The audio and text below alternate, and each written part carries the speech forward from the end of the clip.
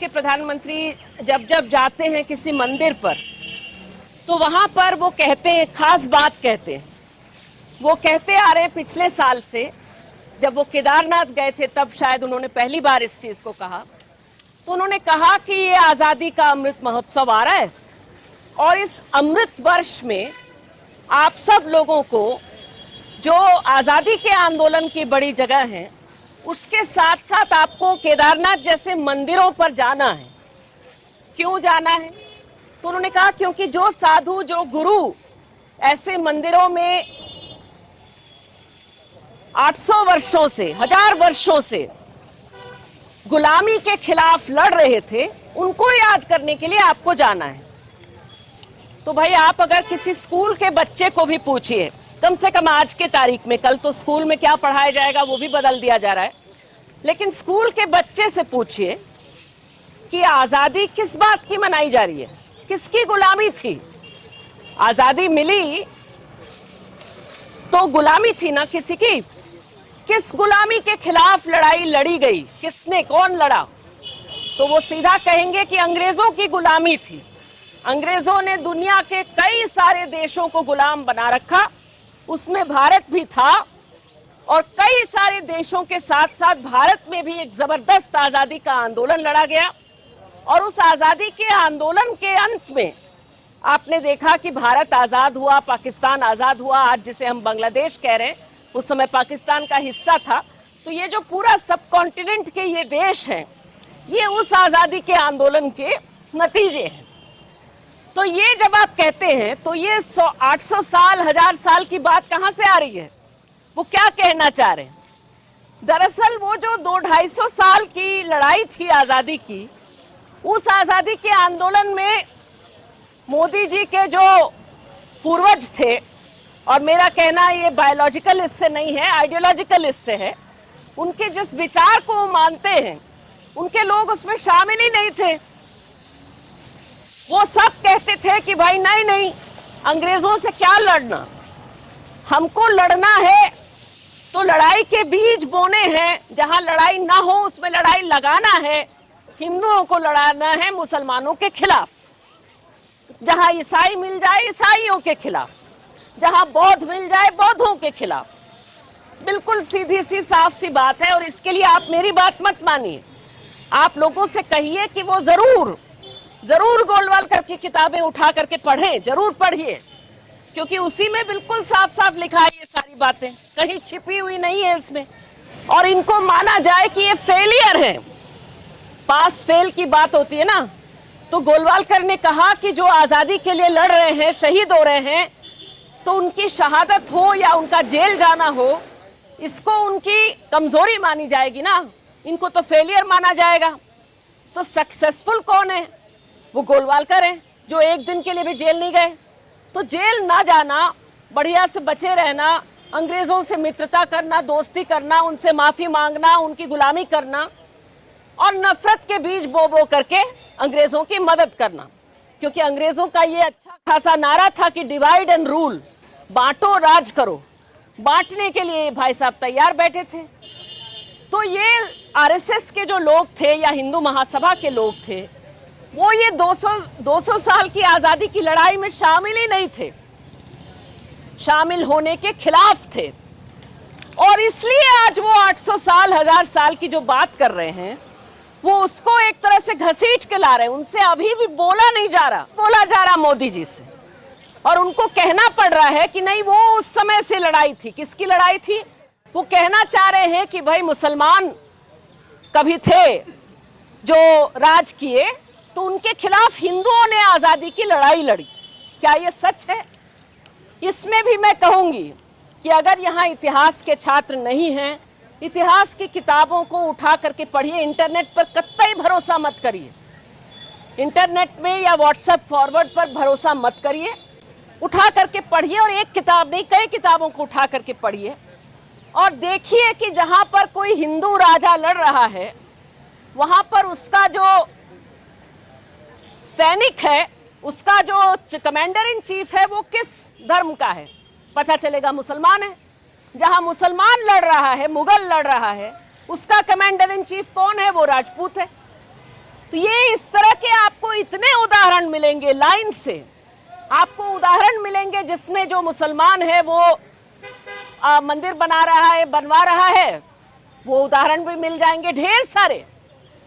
क्योंकि ये सारे लोग उस समय का जो राजनीति का चेहरा था वो इसी तरह से चलता था। लोग बिल्कुल समझदार थे, राजनीति करते थे, और इसमें जो लोग थे वो इनमें से किसी को बाहर का नहीं समझे, क्योंकि वो थे ही नहीं बाहर के। भारत जैसा, जिसको आज हम भारत कहते हैं, इसके ज्योग्राफिकल एरिया में इसका इतिहास इतना फैसिनेटिंग इतिहास है, उसको आप जानिए तो कौन नहीं आया यहाँ पर। इतने तरह तरह के लोग पूरे दुनिया भर से आए, और जो बना है हमारी संस्कृति वो उन सब के मेल से बना है, वो उसकी यूनिकनेस है। एक ही बार लड़ाई लड़ी गई और वो अंग्रेजों के खिलाफ। क्यों? क्योंकि अंग्रेज यहाँ का होने नहीं आए। शुरू में जब आए तो वो किताब है, मेरे ख्याल से नाम है व्हाइट मुगल्स। तो शुरू में आए तो एक तरह से उनमें से कई लोग उसी तरह से यहाँ के हो गए, रहने लगे, यहाँ का खान पान अपना लिए वगैरह। किसी ने उनका विरोध नहीं किया। इन्होंने 1857 पर किताब लिखी। आजकल ये ढेर सारे लोग कहते हैं कि 1857 पर पहली किताब ये तो सावरकर ने लिखा, आपको मानना पड़ेगा। 1857 पर पहली किताब अलीगढ़ के जो फाउंडर है अलीगढ़ यूनिवर्सिटी के, उन्होंने लिखी पहली किताब। आप देख लीजिए, उसका नाम मैं अभी मिस कर रही हूँ, सर सैयद अहमद खान ने किताब का नाम मैं मिस कर रही हूँ, सर सैयद की किताब का। उसमें उन्होंने पहली किताब लिखी जिसमें उन्होंने इस पर लिखा, और वो इसमें बार बार ये कह रहे थे कि जो इसमें मुस्लिम शामिल थे बड़े संख्या में, तो पूरे मुस्लिम समुदाय को एक तरह से कलेक्टिव पनिशमेंट दिया जा रहा था अंग्रेजों द्वारा। उन्होंने उसके खिलाफ लिखा। सावरकर ने भी लिखा। सावरकर की किताब को पढ़िए, बहुत इंटरेस्टिंग है, क्योंकि उसमें भी वो जानते हैं कि 1857 पर लिखेंगे तो हर पन्ने में आपको जो है हिंदू मुस्लिम एकता का जिक्र करना पड़ेगा, क्योंकि हर लड़ाई इसी तरह की थी, हर लड़ाई इसी तरह की थी। कैसे लिखें? तो दिल पे पत्थर रख करके वो बार बार वो एक तरह से मेंटल जिम्नास्टिक्स कर रहे हैं, समझाने के लिए खुद को कि क्यों मुसलमानों के साथ हम लड़ाई लड़े। और वो बेचारे बड़े परेशान हैं उसको समझाने में, बड़े टैक्टिक्स समझा रहे हैं अपने आप को कि जरूर इस वजह से किया होगा, उस वजह से किया होगा। लेकिन 1857 में लड़ने वालों की अपनी बातों को लिखिए, पढ़िए, तो वहां उनको इस तरह की कोई हिचक नहीं थी, कोई कुछ नहीं सोच रहा था, कोई लंबी वहां पे बहस नहीं चल रही थी कि मुसलमानों के साथ लड़े कि खिलाफ लड़े कि क्या लड़े, सब साथ में लड़ रहे थे। तो ये जो सच्चाई है, इसको ढकने के लिए आज वो 800 साल 1000 साल की बातें कर रहे हैं, और आपको गुमराह करने की कोशिश, देश को गुमराह करने की कोशिश कर रहे हैं कि कहीं पर आजादी का मतलब है हिंदू देश, और हिंदू देश का बनना यानी हिंदू फर्स्ट देश का बनना, हिंदू अव्वल नागरिक होगा, सिटीजन होगा, वैसा देश हम बनाना चाहते हैं। लेकिन क्या आजादी के लिए लड़ने वाले लोग ऐसा देश चाहते थे? आप खुद ही पढ़ लीजिए भाई, कैसा भारत चाहते थे आजादी के लिए लड़ने वाले लोग, कैसा देश चाहते थे, उसकी बात पढ़िए, और गोलवालकर की किताब को साइड रख करके पढ़िए। मैं दोनों का जिक्र करती हूं आपसे। एक बात ले लीजिए भगत सिंह की।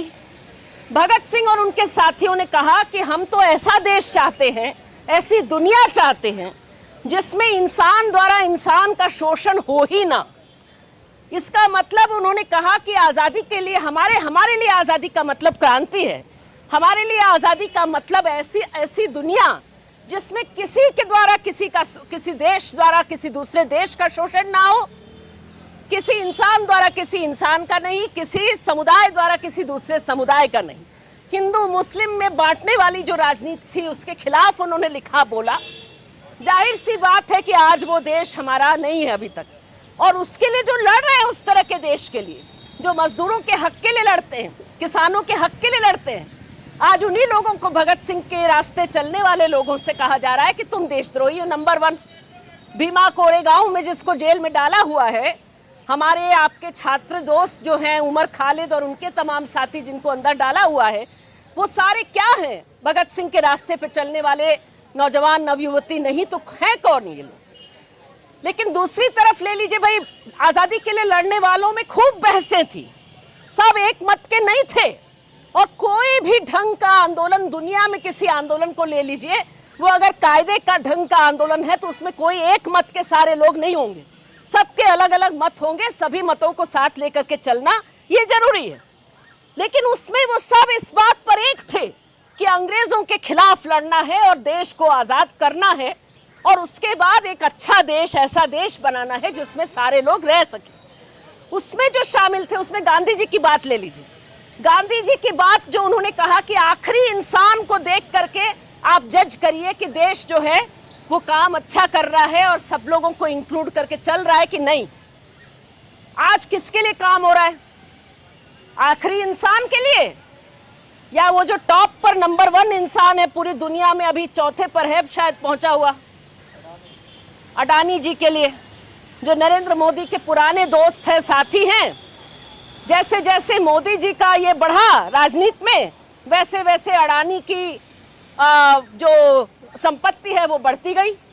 उस नंबर 1 के लिए काम किया जा रहा है। आखिरी इंसान कहाँ? आखिरी इंसान को तो भूल जाओ, आखिरी इंसान का घर ढहा दो, आखिरी इंसान को कहो कि राशन के लिए पहले 20 रुपया भर करके जाइए, ले जाओ, फ्लैग ले जाओ, तिरंगा ले जाओ, आखिरी इंसान को डराओ धमकाओ, आखिरी इंसान को देश के पुलिस थाने के अंदर में टॉर्चर करके कहलवा दो कि मैंने फलाना जुर्म किया है और उसके बाद फांसी पर चढ़ा दो उसको।